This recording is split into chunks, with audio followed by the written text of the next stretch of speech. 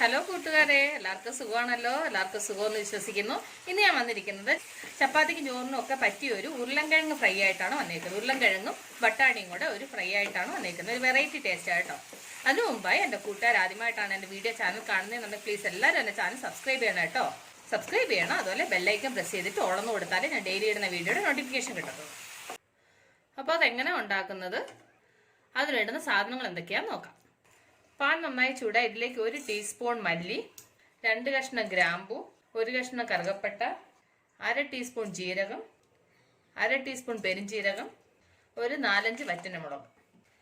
ഇത് ഇത്രയും കൂടെ ഒരു ലോ ഫ്ലെയിമിൽ ഇതൊന്ന് നന്നായിട്ടൊന്ന് ഫ്രൈ ചെയ്യണം. അപ്പോൾ ഇത് നന്നായിട്ട് ഫ്രൈ ആയിട്ടുണ്ട്. ഇനി ഇത് ഞാൻ മിക്സിയുടെ ജാറിലോട്ട് ഇട്ടിട്ട് തണുത്ത് കഴിയുമ്പോൾ ഒന്ന് പൊടിച്ചുകൊണ്ട് വരാം.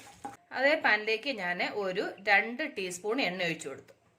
എന്നിട്ട് ഇതിലേക്ക് 1 ടീസ്പൂണ് ഇഞ്ചിയും വെളുത്തുള്ളിയും കൂടെ ചതച്ചത്, ഒരു 6 ഏതള് വെളുത്തുള്ളി, ഒരു ചെറിയൊരു കഷ്ണം ഇഞ്ചിയും കൂടെ ചതച്ചത്. എന്നിട്ട് അതൊന്ന് ഫ്രൈ ചെയ്യാം. എന്നിട്ട് അതിലേക്ക് കുറച്ച് കറിവേപ്പില, എന്നിട്ട് ഇതിലേക്ക് ഒരു മീഡിയം സവാള ചെറുതായിട്ട് അരിഞ്ഞത്, എന്നിട്ട് അതും കൂടി ഇതിൻ്റെ കൂടെ കിടന്ന് നന്നായിട്ട് വഴണ്ട് വരണം. അപ്പോൾ സവാള നന്നായി ഫ്രൈ ആയി. ഇതിലേക്ക് ഒരു 1/4 ടീസ്പൂൺ മഞ്ഞൾപ്പൊടി, എന്നിട്ട് അതും കൂടി ഇതിൻ്റെ കൂടെ നന്നായിട്ട് ഫ്രൈ ചെയ്യാം.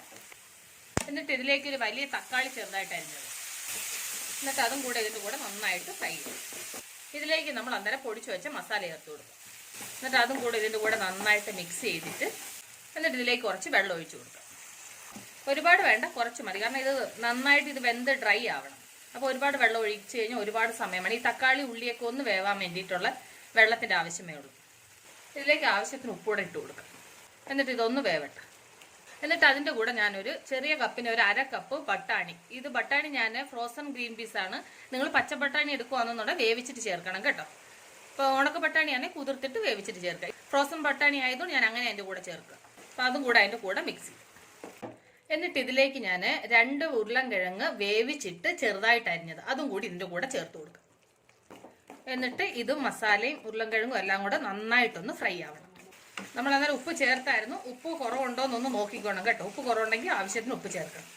അപ്പോൾ നമ്മളുടെ ഉരുളൻകിഴങ്ങ് ഫ്രൈ റെഡി ആയിട്ടുണ്ട്. ഉരുളൻകിഴങ്ങും ബട്ടാണിയും കൂടെ ചേർത്തിട്ട് വെച്ചതാണ്. അതൊരു മസാല പോലെ ഫ്രൈ ആയിട്ടാക്കിയതാണ്. അത് റെഡി ആയിട്ടുണ്ട്. അപ്പോൾ എൻ്റെ കൂട്ടുകാർക്ക് എല്ലാവർക്കും ഇഷ്ടപ്പെട്ടാണെന്ന് വിശ്വസിച്ച് നിങ്ങൾ എല്ലാവരും ട്രൈ ചെയ്യണം കേട്ടോ. നിങ്ങൾ എല്ലാവരും ട്രൈ ചെയ്ത് നിങ്ങൾക്ക് ഇഷ്ടപ്പെട്ടാൽ നിങ്ങളുടെ ഫ്രണ്ട്സിന് ഷെയർ ചെയ്യുക, ലൈക്ക് ചെയ്യുക, വാല്യുബിൾ കമൻസ് ഇടുക.